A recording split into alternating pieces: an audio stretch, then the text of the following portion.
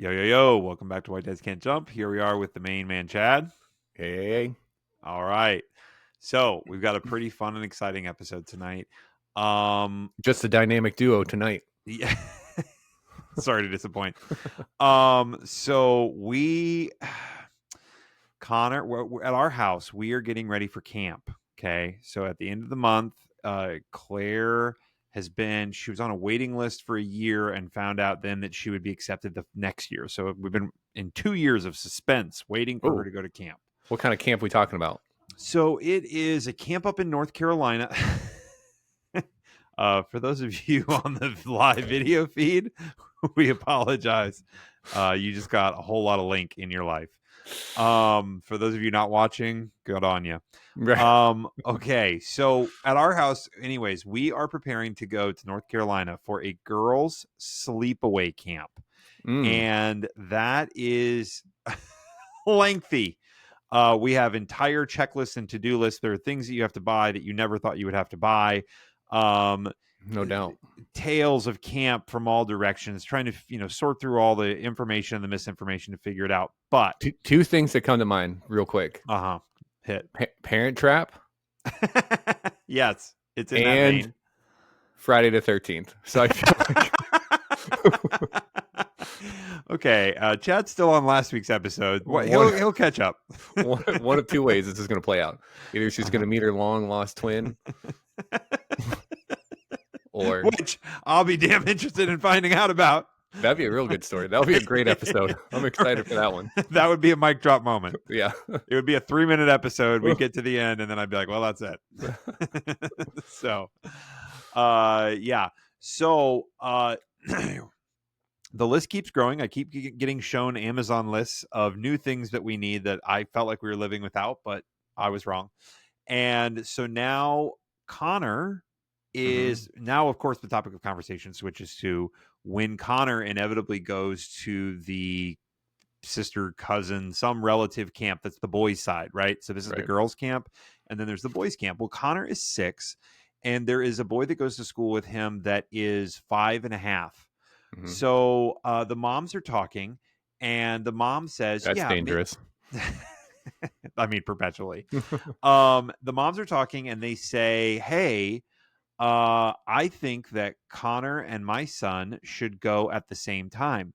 So my wife tells Connor, "Hey, buddy, we've got a playmate for you to go to camp with." And he goes, "Oh, that kid? Yeah, I'll keep my eye on him."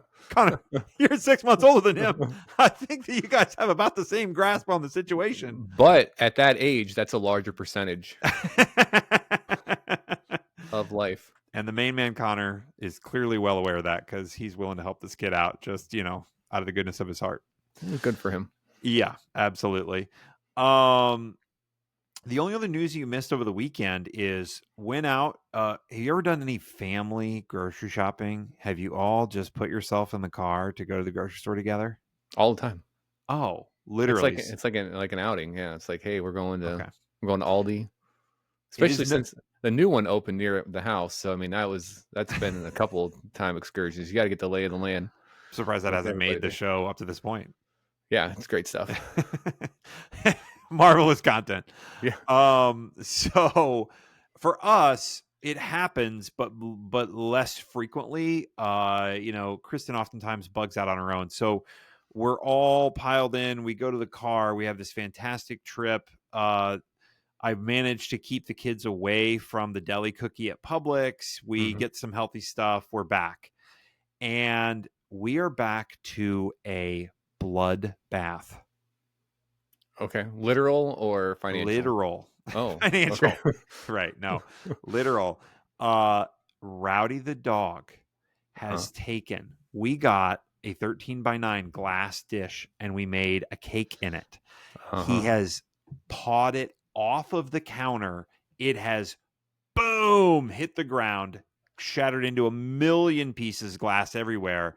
And being the mentally divergent dog that he is, he sat there and licked up and ate all the cake to the point of leaving some of himself on the floor, like some fluids. It was not a good picture. That's Yeah, no, it was not a good thing. So we've got camp going on. I've got dogs eating everything that is not absolutely nailed down. How is it going over there? Well, I also had a bloodbath situation yesterday. Okay. Well, ladies and gentlemen, this was not a pre-planned theme.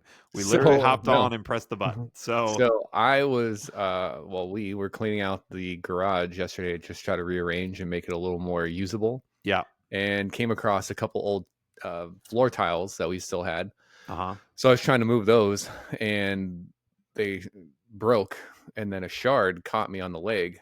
And I Ooh. thought, oh, this is just a little nick. I'll be fine. So I see a little bit of blood. I Right. walk about 25 feet into the bathroom, and by the time I get there, it's streaming down my leg onto my Ooh. foot. Yeah. And then it turned into oh man, I hope I'm not going to the ER. Yeah. I didn't, but regardless of whether you needed to or not. right. But I got it situated. I put a little tourniquet on it and did some field dressing. Are you feeling lightheaded? Not anymore. I'm great. Okay. I elevated it above my heart. Oh, good. Yeah, that is clever. Yeah, so I was feeling pretty good. Now the shower yesterday was a little bit tricky. So okay, I tried to not get the bandage wet. So it would, now to get an idea where it's at, it's about mid lower leg. Okay, yeah. So that's hard to keep dry. I was gonna say, were you just like hopping the whole time? I just put one leg up against the wall and braced myself with that leg. Yeah, so it was back from your leg shaving days. You have that skill. Yeah, it was very much like a Gillette commercial. Right. Well, that's fabulous. Okay, so we've all had atrocities of various sorts at our households. You want to know what's been going on in the world here? One of the big stories that we have is the actual, well, I shouldn't say the actual, the main man of investing. Who is the main man of investing? I saw this. Okay, who is it? The Oracle of Omaha. And his name is?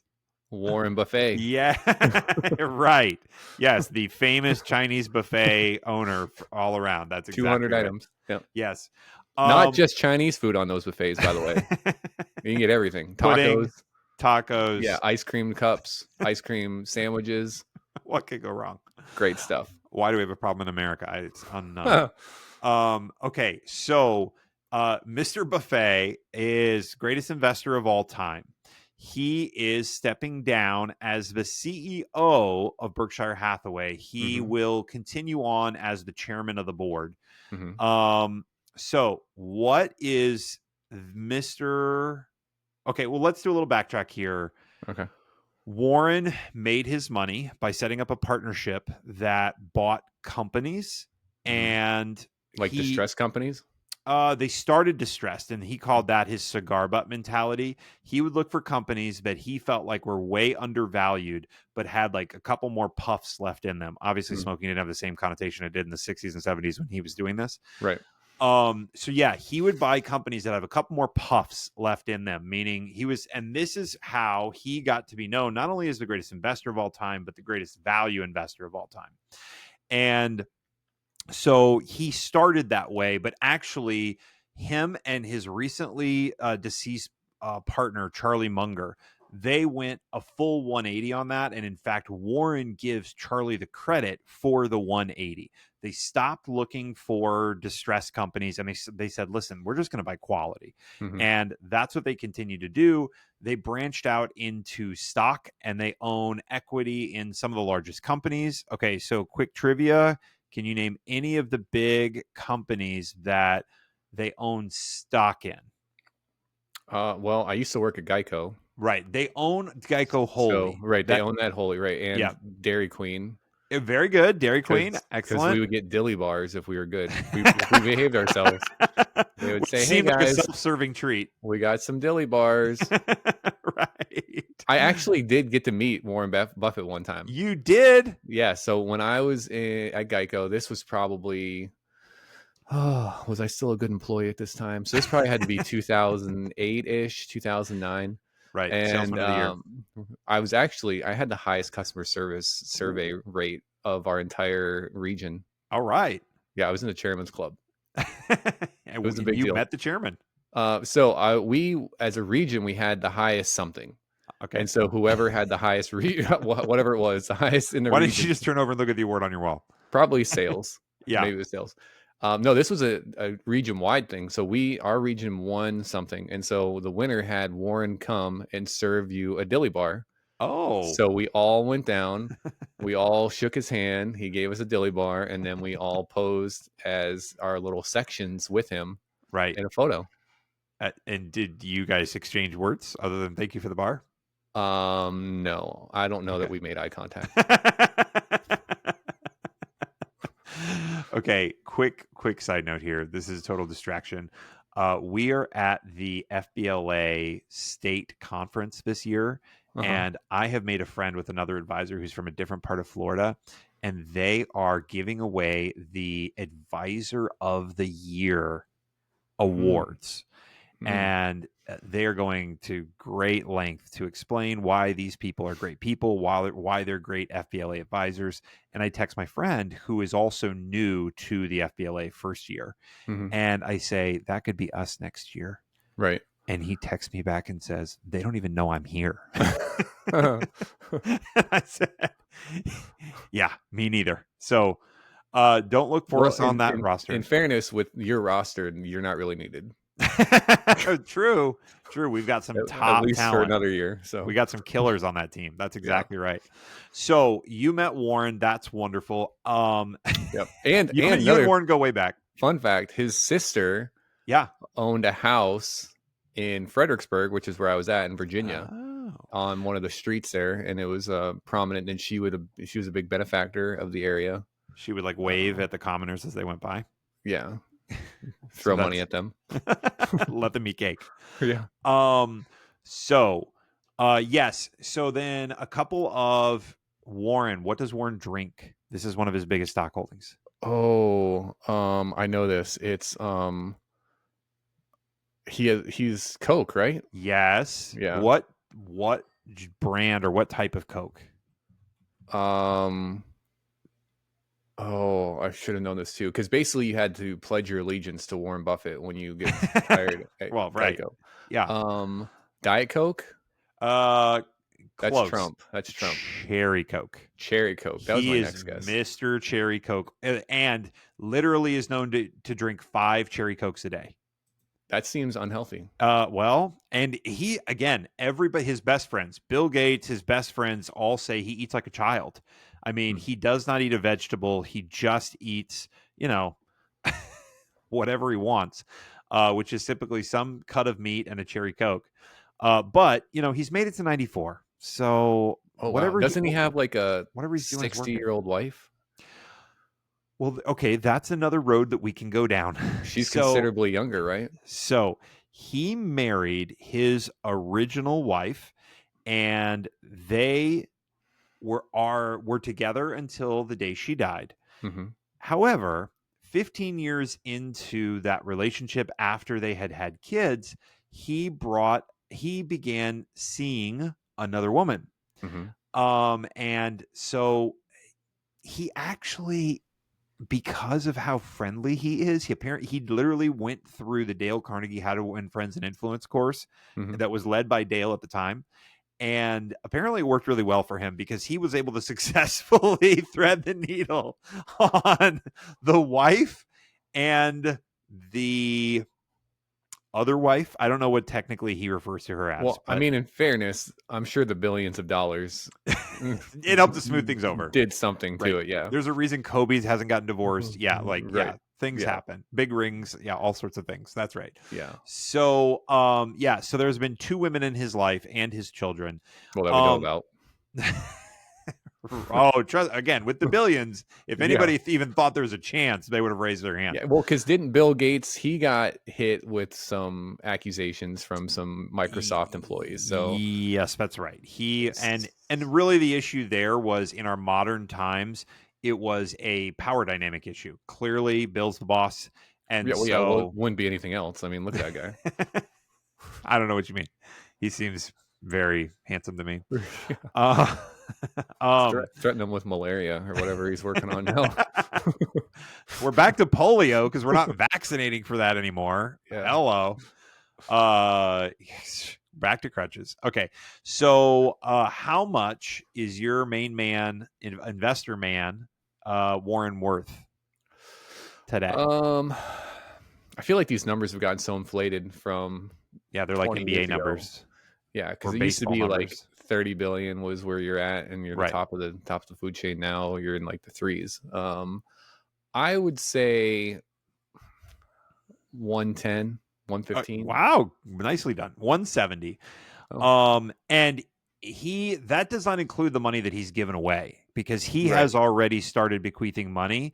So one of the things that he's famous for is the giving pledge. Have you heard of this? Yeah. Okay. So the giving pledge, for those of you that don't know, is that he is going to give away at least 50% of his wealth upon his passing to charity. And he's had, I don't know how many other billionaires signed this, Bill Gates, of course, being one of them, saying that they would do the same thing, because we all know the utility of money diminishes. Certainly when you get into the tens of billions of dollars. There's just so many private jets you can ride on, so many 5-star dinners you can have, and with $10 billion you can do it all. Yeah, well, that's nothing new. The Rockefeller and Carnegie did that back in the turn of the century. When Did they give it away? Yeah, they were big time trying to outdo each other on what they're giving away. That's why everything in New York, Pittsburgh, Carnegie, Cleveland, or Carnegie Hall, Rockefeller, Carnegie. Yeah. That makes perfect sense. That's legacy. That's how you get your legacy, is you get your name on the buildings. And I see. Okay, I think that's interesting. The conversation of legacy. So, can anyone have a legacy? How many generations are we away from Rockefeller? Are we 3 or 4, maybe 5? I think JD3 is still alive.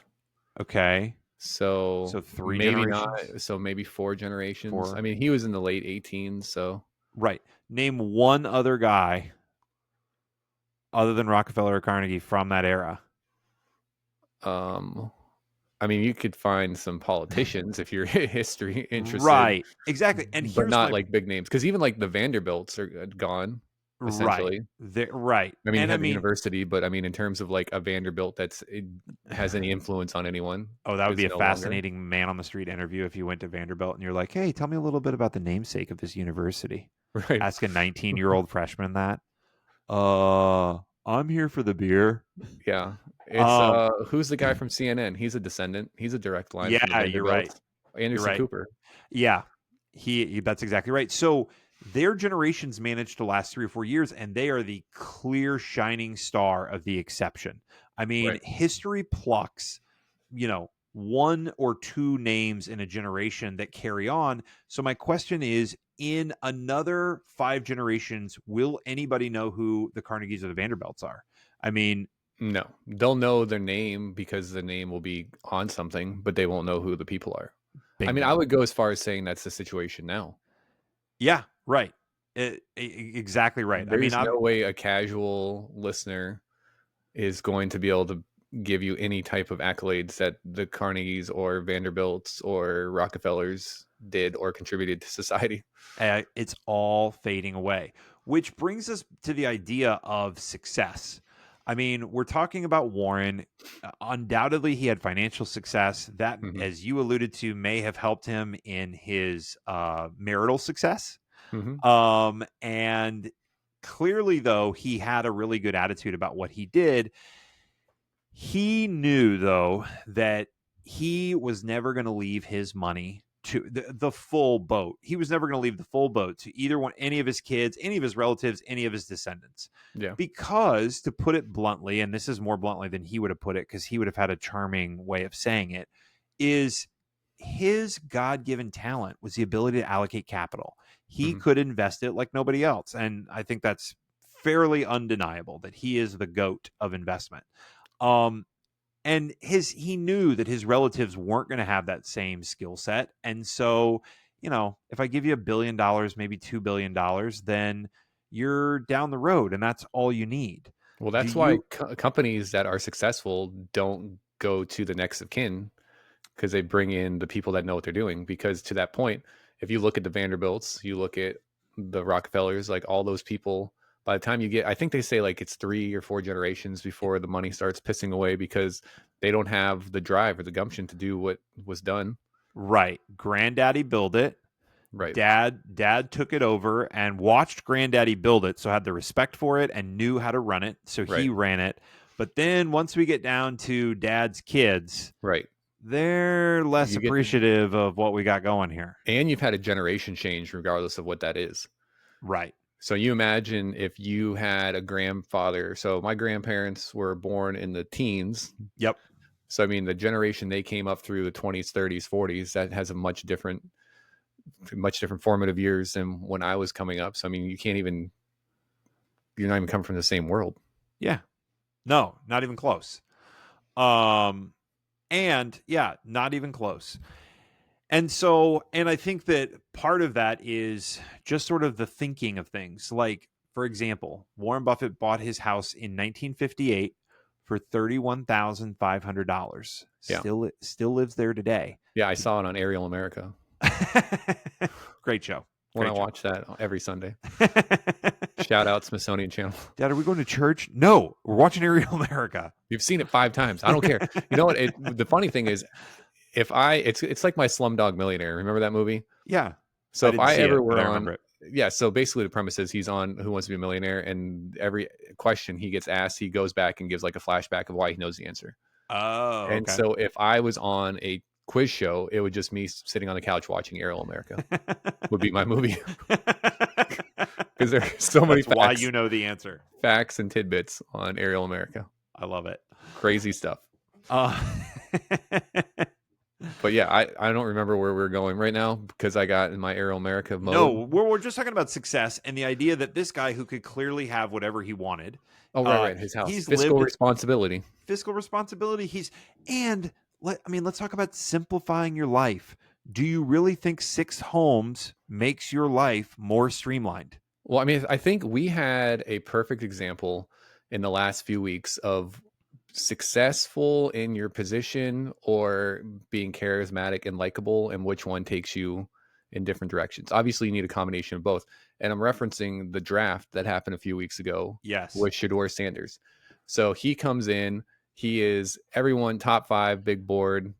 Deion's son, for those unfamiliar. Deion Sanders. So he comes in, all the talent, all the tools, all the upbringing, and he is a potential top 5 pick, at the very least a top first round pick. He slides to the 5th round. Yep. And then obviously all the stuff starts coming out about how he was awful in his interviews. He is super egotistical. Like you see it in his press conferences. He shows up with the bling on, and it's just like, you don't want that. Obviously a quarterback is the face of your franchise. He's your CEO essentially. Right. And you need that person to have the leadership skills and have that drive where people are going to follow him. And if you see that, you're like, what the hell? I don't want this guy.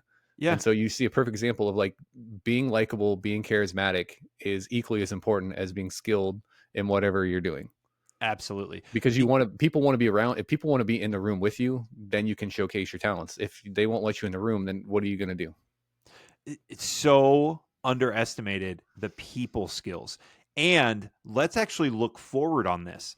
So it's obviously common knowledge that kids are spending too much time on their phone. They can't even talk to each other, right, because they're texting and whatnot. So imagine how well a kid who going into this next generation, if they have any degree of social skills, can walk in, talk, and make people feel comfortable, they are going to dominate. Yeah. Top to bottom. Like there's no way around it, because any skill, I mean, I say any skill, but skills can be learned. Yeah. People skills, you can learn it, but you have to fake it. And people can tell the difference between faking it and someone that's just naturally charismatic or someone that can carry on a conversation. Because you think about how many people, if you go to the mall, if people still went to the mall, and you're if you're standing in line, or like you go to an amusement park. Yeah. When I used to go to amusement parks with my parents, every time we would go, we would be sitting there in line, and sure enough, they would strike up conversation with somebody. Sure. Every time. And I'm like, my God. And as a 15-year-old kid, you're just like, holy crap. It's happening again. Every line we go in, there's a conversation. And so nowadays, That just doesn't happen. You go somewhere and everybody's just on their phone. One, because you have to be on your phone to enjoy the park because they put all the crap on the apps to get line or whatever. So everybody's looking down. Right. No. And so there's no opportunity to communicate with people and to, talk about things or express differences or find commonalities or whatever it might be. Absolutely. And the reason that I'm cracking up at your story is that it's so relatable for me because my mother is a Midwestern mom. Like, I could be standing there schlepping the groceries out of the cart, get it all loaded, turn around, and the woman behind her in line who she's talking to is now crying. And I'm like, Mom, what happened? She's like, Betty and I got to talking. Betty's going through some hard times. Jesus Betty? Christ, Mom. Who the hell's Betty? Who's Betty? I'm a slow grocery loader, but not that slow. Like, you guys unpacked this in the 45 seconds it took me to get this stuff on the belt. Yeah, it's now, especially nowadays, like people that have that ability to communicate, they're just going to be like a goddamn hive of activity where people are just, they're like the queen bee and everyone just bringing all their problems to them because they're going to be able to listen to them. Right. And actually, that's the biggest thing. So I want to go back a half a step to what you were saying a second ago. Okay. Soft skills are skills, just like anything else. And I agree with you that they can be learned, but people have an incredible ability to sense whether you are being authentic or not. Right. And so I think what people don't have the willingness to do is put in the screw ups, whatever number of screw ups you need in order to get comfortable talking with people. People aren't willing to do that. Like, if you're not naturally charismatic, you have to have some bad conversations, meaning you put your foot in your mouth, you say something silly, you have to do these things in order to get your groove and figure out how to have a conversation. And people simply are not willing to put themselves in an uncomfortable position and do that. Yeah, because we live in the world of the bubble. You put yourself in the bubble. Right. You don't have to ever feel uncomfortable. You don't have to put yourself in that situation because you just fall back into your phone and go on social media and someone protects you. Yeah. You're in your echo chamber. This has been something I've been saying for years. So as a teacher, this is super frustrating to me because when we were kids, if you do something dumb in class, you, one, get in trouble. Two, are going to get made fun of by your friends because they all witnessed it. And then thirdly, you have to have some sense of self-reflection because you're just sitting there doing nothing else because you can't just jump on your phone or your computer to hide your emotions or jump into your echo chamber where everyone's going to agree with you. So you have those opportunities to grow as a person. Nowadays, if you get mad at someone, you just hop on your phone and be like, oh my God, I can't believe they said that. They're such a dick. And everyone's like, oh yeah, he's awful. I hate him too. And then you're like, oh, I wasn't wrong. Keyboard cowboys. I'm just going to keep on acting the way I do. There's no opportunity for growth. It's disappointing. Yeah, absolutely. Because you got to be willing to take that risk. And then those people are going to be upset when they fall back from the curve of everybody else who is able to do the things that you were talking about. Yeah. Because undoubtedly, the ones that take the risks are going to be the ones that are going to ascend. Right. No doubt. I remember 2 young boys took a risk on a business. Well, maybe that's a story for a different podcast. So I like the idea of not only us knowing this, but communicating it to the up and comers. I mean, because they, as smart as they may be in certain subject areas, they don't quite have this part of the mix figured out yet. And I think the other thing that's happening is they're all on their phones. And what's going to happen to college? I mean, college, the traditional institution of college, where some majority percentage of it is socialization. I mean, did you really need to go to college to learn history since 1850 or 1865? Probably not. You probably had Mr. Eads in high school and you got it all figured out and it's not a big deal. Right. But so then you're there to socialize. Well, if fewer people are going to college because it's so expensive, because college is having to find its footing again. I mean, that's where we find ourselves, is that it's with today's job market, it is less clear as to what the direct value is unless you are going to get trained in a traditional profession. I want to be a doctor. I want to be an accountant. I want to be a lawyer. I want to be something where there's a clear, well-blazed path to go down. If you're not one of those folks, maybe college is perfect. Maybe there's a straighter, cleaner path. Yeah, because you think about our generation, we were the first real generation, I think, that was college was the expectation. It hadn't gotten to that point. By the time you're late 90s, early 2000s graduate, you're going. That's the expectation, right? No matter what you're doing, you need to go to college because you're not going to get a job without that degree. And then obviously technology has changed things. You can make money doing God knows how many different things nowadays that don't require any skills. Some of them are not appropriate to say on this podcast. Right. And then there's the trade skills that have kind of gotten pushed to the back burner or kind of put in a bad light. But obviously those are situations where people can go in and make bank right away. Who were they put in a bad light by? They were actually put in a bad light by our parents. Our parents said, you don't want to be that guy. You don't want to be a plumber when you grow up. You better go to college. Right. You want to be in an air-conditioned office. Right. Yes. You want to sit in an air-conditioned office. Right. I'm going to be honest with you. Being the plumber might not be the worst outcome. Right. Well, and too, you got to think about college now is so expensive. You have one, you're going for an education, and then you have to watch out for the ideological situation that's going on a lot of these campuses, or the things that they're allowing or not allowing. And so you're being put into a different type of bubble when you go into college. Because I mean, I've seen people that I've taught in the past that they go to college and they come out a completely different person. And by mean different person, they come out with like blue hair, red hair, moving to Seattle. They're begging for cash, like whatever it is. And you're like, what happened to you? And you're like, oh, you went to college. Makes sense. This is where you were trained. Right. So it's like a breeding ground of crazy sometimes. And I watched some of the like on campus stuff where people go and ask questions, or they'll talk about things and they're like, hey, would you talk to somebody that's so-and-so? And they're like, God, no, I would never talk to those people. And so that type of behavior is being encouraged. And then we're losing the civil discourse in society, which is problematic. Well, it is. And I think one of the themes that you're hitting on here is the homogenization process that happens in college. Like you might go in and maybe you have blue hair, but maybe it's because you have interesting thoughts blowing through your head and you just, I don't know, expressed it on your head or something. But by the time you come out of college, you are in the box, man. Right. Like, so, which is an argument for the idea that, for example, Palantir, a government defense contractor, currently has a program that says, don't go to college. Come here right now. You know, obviously if you have the scores and the skills and the grades in certain areas, we'll take you. Now, it's with no college, we'll train you, we'll take you. Now, do I think that that's the best approach, you know, where they say, hey, listen, you don't need to college, just come play with the missiles with us?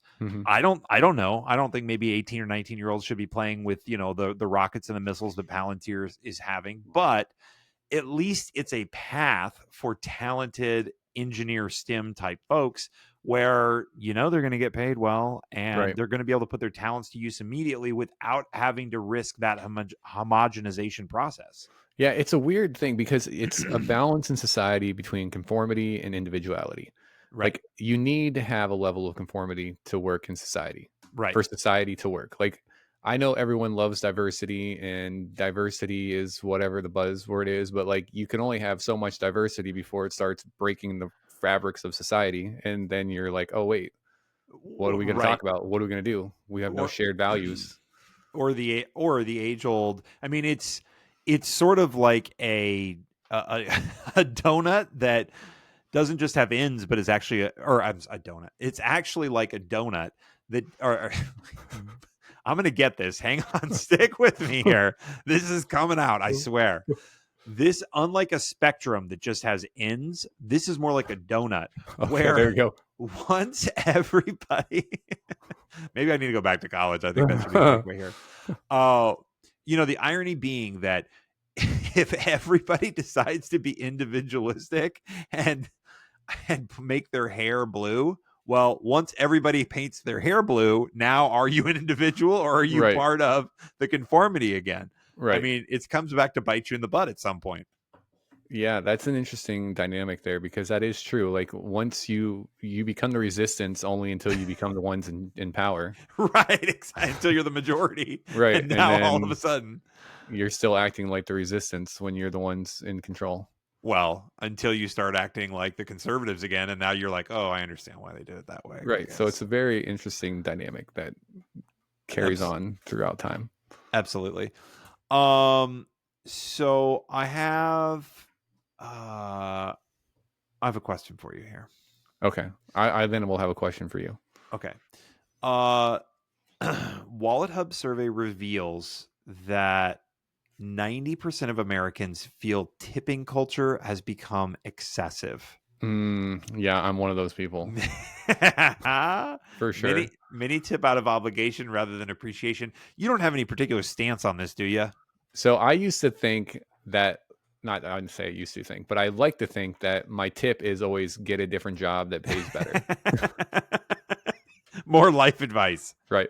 But at the same time, like, I hate the percentage tipping, because you're not tipping based on the service. Like you said, you're just tipping it on the obligation of the percent. When my perspective changed was when I figured out that I was talking to a server somewhere and they're like, yeah, we don't get that. It goes to the management. I'm like, what? I mean, it was like at a coffee shop. They're like, yeah, they take that and they tell us they're going to get us a party later or something. I'm like, so this directly goes to the bottom line. Like, this makes no sense. At that point, I was like, I'm out. Yeah, I will hand you a cash tip. That way I know you're getting it. But to just give it to the man. Yeah, what really gets me going is when you're at a restaurant and you're ordering at the counter and it asks if you want to add a tip. Right. For what? Like, I did everything on my own. I ordered it. I'd push the buttons if you let me. I love that the machines are smart enough that if I buy a $1.20 cup of coffee, they won't ask me to tip in percentages now. Now it'll be $1, $2, $3, because 10% of $1.20 is only, 10 cents, 11 cents. Yeah. So why would we do that? Let's tip a whole $1. I'm going to tip a whole $1. I paid a whole $1 for the cup of coffee. 100% tip. What are we talking about? Yeah, it is insane, because you're 100% tip that better be a phone number situation. I mean, it's kind of like a tariff. And that is where we will pick up our next episode. Okay, you have a question for me, and then I have a top 5 list for you. I do. So this is a very generational thing, I think, that's happened in society, and I don't like it. And it has to deal with the way people are describing their significant other. Oh, it's changed. They don't use terms anymore. Like, it's not honey or no, sweetie. Not that. Oh, okay. People will just say my partner. And that, from people from my generation, is a little too ambiguous. You want to hear husband or wife? I want to hear husband. I want to hear wife. I want to hear girlfriend. I want to hear. I need to know. Okay. Because if I read something that says my partner and I, right, I'm immediately like, what is the situation here? Yeah, I don't know what I'm dealing with. As I'm following you down this road, it reminds me of the classic Facebook status of "it's complicated." Like I feel like you're at an "it's complicated" point. Like, again, to your point, is it your boyfriend? Is it your girlfriend? Are you married? Just let's use the traditional labels so that I know where we're at with this. Because I feel like people have to go out of their way to say the word partner. Because, like, as a society, we've trained ourselves for years and years, generations and generations, to say, oh, my wife. Oh, that's my girlfriend. Right. And to then say my partner, it feels like there had to be a little more effort involved. Well, and partner used to be like a business relationship. Literally, that's what I was about to say. If you say my partner, then what that says to me is you guys are in cahoots in some way. Right. But if I were to say, oh, my partner and I have a podcast, then what are we thinking about? It's a very different podcast at that point. Or your business partner and you have a podcast. Yeah. You can say you think that, but the reality is when you say partner, we know what people are thinking. Okay. And I'm not against anybody having that lifestyle situation, but let me know. Yeah. Well, you want me to know everything else? You want to tell me everything else? You want to blast it out for everything else? Just let me know. I mean, yeah, that's where it's at. Is I don't care, about anything that you're doing. Yeah, that's your business. But what I agree with you is let's just label it clearly, because unless it's because partner means business partner. Right. My partner and I. Right. My main man is what I always say to tell people. Yeah. Which brings perfect clarity to the situation. I think it's just, again, I understand that I'm getting older. Yeah, right. And so I'm not quite there, but I wonder at what age I can start saying things and then just be like, oh, he's old. Did you tell people to get off your yard today? No, but I mean, if they walk through it, my head pops up real fast. Who is that? What are they doing? We need a fence. Let me get us out of this ditch and take us over to the top 5 list. All right. So again, in honor of homage of the great Warren Buffett. Oh, quick anecdote. Mr. Buffett and Mr. Gates are at a McDonald's in Hong Kong. And the famous story is that Warren has to hold up the line for about a minute so that he can take the coupon out of his wallet to pay for their lunch. I love it. Classic. Absolute classic. Okay. Top 5 hilarious truths about success. Number 5 by Will Rogers. The road to success is dotted with many tempting parking spaces. Oh my God. Don't even get me started on parking spaces. Man. That was directly for you. That's a whole nother episode as well. So kids, don't stop. Don't settle. Keep pushing. Number 4, to succeed in life, you need 3 things: a wishbone, a backbone, and a funny bone. Yeah, that's true. Who would you attribute that quote to? Chevy Chase. Reba McEntire. You're in the neighborhood. Oh, Reba. Wow. Well, I mean, she did have the sitcom, so I guess that makes sense. Absolutely. Number 3, Lily Tomlin. I always wanted to be somebody, but now I realize I should have been more specific. Yeah, that's a good one. I mean, that's the classic adage of if you don't know where you're going, any road will get you there. Right. Like you have to be intentional. Or be careful what you wish for. Yes. 2, Stephen Wright. If at first you don't succeed, then skydiving definitely isn't for you. Yeah. Yeah. Some failures are more final than others. So don't push, the house and all the chips in the middle. Number 1. Unless it's on 17. I have good luck with 17.